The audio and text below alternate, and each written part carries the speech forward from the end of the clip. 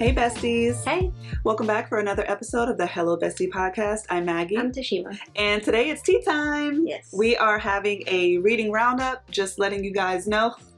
I wasn't expecting it, sorry. We're having a quick reading roundup, just letting you guys know what we've been reading outside of our podcast episodes. So I'm going to go ahead and jump right in. Cool. Alright, so I don't know if you've heard of this book, teams. It's a movie now. It's called Water for Elephants. It is written by Sara Gruen. And girl, when I tell you it is so good. It is basically about a young man who tells a story of his parents passing away. He was a veterinary student at the time, and he ends up just running away and joining a traveling circus. And he ends up falling in love with a married woman in the circus. Yes. And just a whole tale of that. And the audio of this book is awesome because he's telling this story at 90 something years old.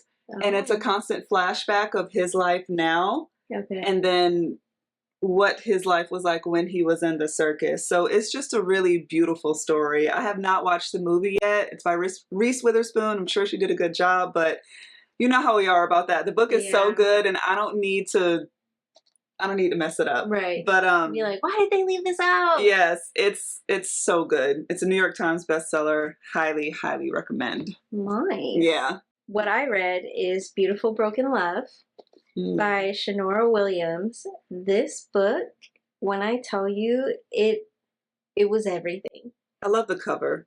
If the next love I have ain't like this kind of love, I don't want it. That's all I'm gonna say. That good. So good. So it's basically this woman who has gone through like a tragic loss in her life. She's an entrepreneur, and in one of her business ventures, she meets this NBA player who, low-key, they kind of like are feeling each other. But they each have gone through some like tragic losses in their life.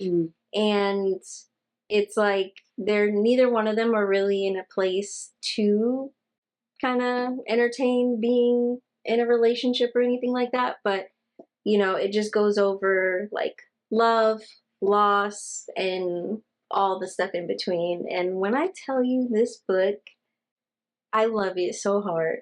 Aww. Like this book is it's so beautifully written. Like it just, you know, for a girl who's sworn off love, I was like, this is what I want. Is it kind of like a found love when I wasn't even looking for it type of thing? Yeah. Okay. And when I really, really didn't want it. And do I not? Based on like all the healing that I have to do. And it's heartbreaking. You love it, and I don't know. It's just all the feels. That sounds really good. Get this book. All it's right. so good. It's TBR so good. for sure. And obviously audiobook queen, self-proclaimed, chef's kiss. The audio's good too. That's always nice. So good. Audios make or break. Yeah, they do. They really do. So yes, besties, Beautiful Broken Love by Shanora Williams. Put it on your TBR. You will not come back and say that I was lying. All right. That's quite an endorsement there. It's so good. So next I read A Reliable Wife. This is by Robert Goolrick, and this was a debut novel. Okay, so I don't know if I'm necessarily recommending this book. It was a good read. I'm just saying I read it. Okay. It was a good read. It talks a lot about sex. Oh. And I don't mean in like those super spicy, like it's just this man's thoughts. If all men think about sex was in a book, it would be this. It references it a lot. Oh. But not even him having it per se. Just thinking about it. Just seeing women on the street or just neighbors and just imagining what's going on. There's a lot of that. Probably more than necessary, but the story itself is very good. I had to preface it with that. Okay. Because I even looked up the reviews on Goodreads, just like, am I tripping? And people are like, was all that really? Can we get past this? Okay. It was a lot. But it's a basic story about a man. It takes place in the early 1900s. His name is Ralph Truitt, and he puts in, I won't go into the whole history because I don't want to mess it up for anyone who wants to read it, but he puts an ad in a Chicago paper for a reliable wife. He's a rich man and he just, he needs a reliable wife. And he gets a letter back from a woman that says that she is an honest and decent woman. She's, a few years his junior. And he puts her on a train and has her come out to him. And an honest woman she is not. She is basically looking to kill this man slowly and become a wealthy widow.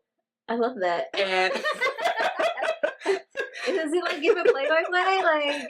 Spoiler alert, she accomplishes it and we all should be taking notes? I mean, so, and he has some other plans as well. So it's an intriguing book and it's a good read. I had to let y'all know that it's... Okay. He can come off as a creeper with damn, do you think about anything else? So, no, they don't. No, yeah, apparently not. Evidently not. But I recommend it. I think it's a good book. Okay. But it's a little off kilter. Like a recent book? It just came out not too long I don't think it just came out. I would say in the last 10 years. Oh, maybe. Okay. Possibly less than that. Okay. But I know that it takes place in the early 1900s. Okay. In Wisconsin. But he put an ad in a Chicago paper. Okay. So my next book is Slewfoot. I've heard of this. Brom. It's basically, I would say this is the perfect book for when you're in your witchy feels. Okay. It's not a gory thriller. I think it is kind of under that category. I personally wouldn't put it under the category of Stolen Tongues. Okay. Although I think in terms of genre, it is kind of put under that category. Mm-hmm. This woman who, I want to say Abatha. Yeah, I think it's Abatha. It takes place in Puritan New England, and she is a widow who has inherited her husband's farm, and her brother-in-law is kind of a dirtbag and is basically trying to take it from her because he's a dirtbag. And so she has she kind of has to prove herself. And in the meantime, she discovers this spirit that's in the cave called Slewfoot. And without any spoilers, things just kind of unravel from there. So it is a very witchy type book. Okay.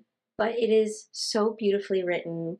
And it's the ending is, to me, very chef's kiss. I wouldn't have wanted it to end any other way. Okay. But there's a few times where you're just gasping and you're just no, yes. It's such a great book. So I highly recommend this if you put this on your fall TBR. So speaking of witchy, I neglected to bring the book with me, although I do have it.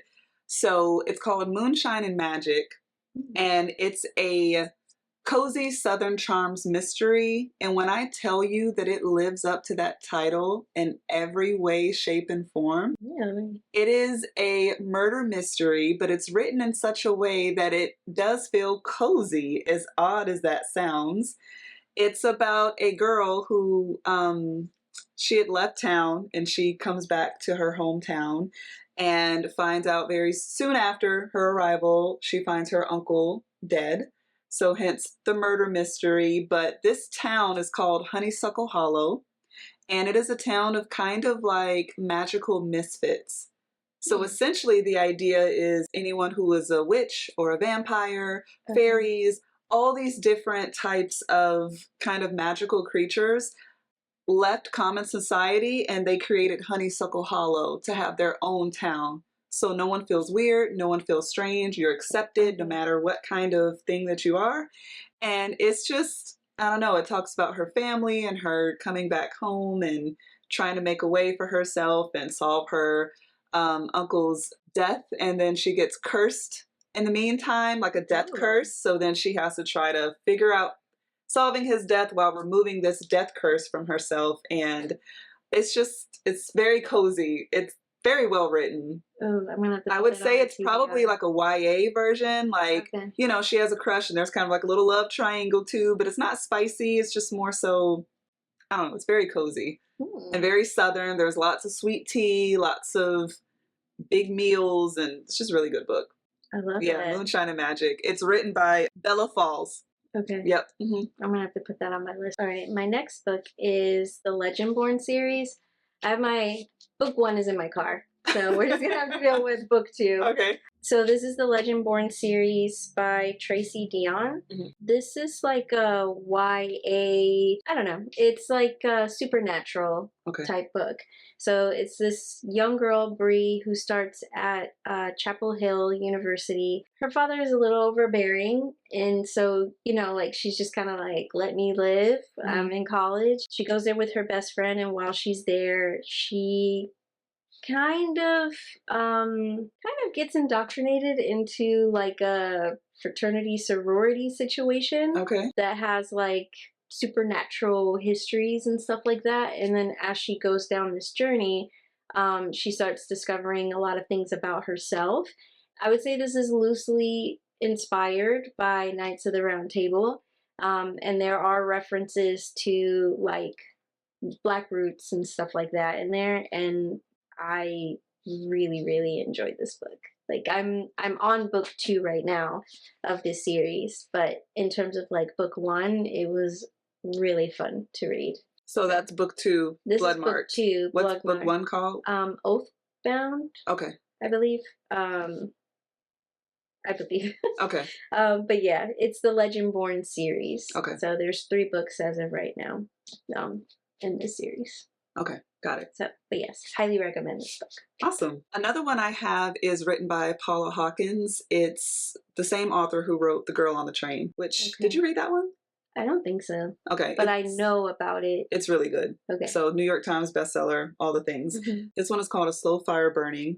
And it's also kind of like a whodunit murder mystery. So there's unreliable narrators, which I know some people have strong feelings about that. I personally love an unreliable narrator. Like the Fury unreliable narrator? Is that what we're talking about? Yes. Oh, like that type of thing. I love an unreliable narrator. Okay, yeah, but it talks about basically 3 different women. So there's a man who's murdered on a houseboat in London, and there's a nosy neighbor. There's kind of an aunt that visits him frequently, and there's another little girl who is messing around with him. So it kind of profiles all 3 of them, and it all kind of looks like either one of them could have, and then, you know, you find out at the end, obviously. But really cool storyline. Lots of, I wouldn't say twists and turns, but the character development was very good in telling the backstory of all of these people and why they would possibly have motive. So highly recommend. So is this a multiple POV? Yes. Okay. Yep. Nice. Yeah. Okay. A slow fire burning. So would Very you good. recommend this for like our fall TBRs? I would, for sure. Okay. Yeah. Because it sounds like it's giving very like it's a good murder mystery whodunit type of thing. Okay. And yeah, just a really good read. All right, team. So I got to give you props on this next one. I'll take it. So you recommended to me Kennedy Ryan. Yes. Before I Let Go. Girl, let me tell you. Tell me. She put her foot in this. Yeah, she did. It's so good. It is. It is heartwarming, heartbreaking, real life love. It's just so good.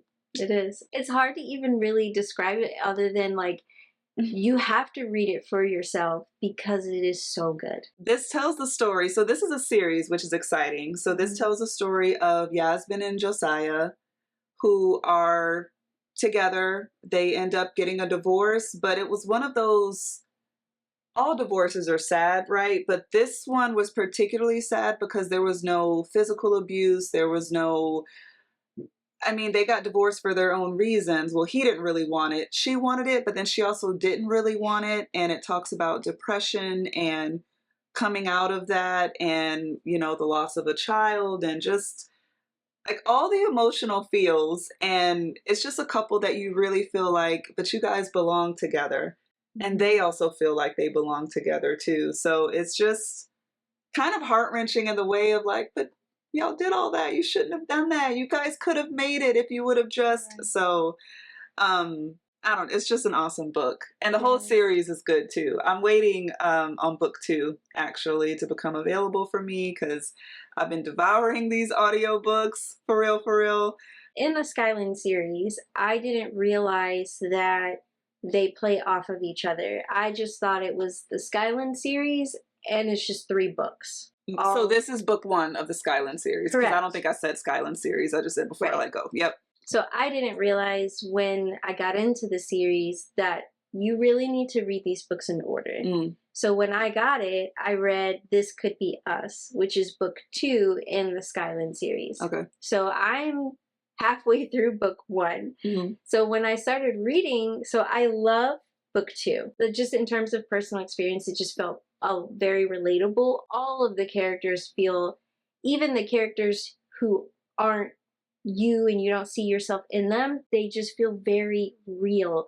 Normal people that you probably have met at some point in time in your life. So I read This Could Be Us, and then later realized, oh wait, I should have started with Before I Let You Go. So for me, going through Before I Let You Go has, like, I now have lots of spoilers.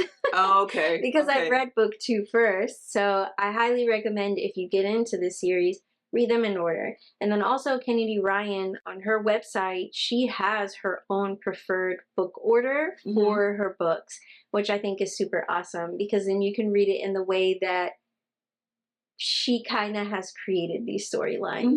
And I love that. You know, because not everybody does it, and you kind of have to Google and then you get other people's opinions. Right. So it's awesome that she took the time to, like, kind of organize that for us and help us go on this journey where we're not just reading these books, but it's like it almost feels like they're like a community. I like her style too because this book is about Yasmin and Josiah, and the main character Yasmin has 2 best friends that are prominent characters in the book, and this is about one of her friends who's married with a couple of kids, and then her other friend is like single. Yes, her other friend is single, very high in the fashion industry. So the next 2 books go into detail about their personal stories, which is cool that she's able to create those spinoffs in that way. Yeah, definitely. And the writing is beautiful. I feel like having read book 2 and also almost being done with book 1, you get really all the feels, kind of like I was describing with Beautiful Broken Love. It really takes you on this journey where you understand why people are making the decisions that they're making. Right. Like it seems very ordinary problems that really impact people's lives in a very big way. And like the way that she writes these characters, the way that she's giving you perspective of like male perspective and female perspective from first person. I don't know, like it really puts you in everybody's head.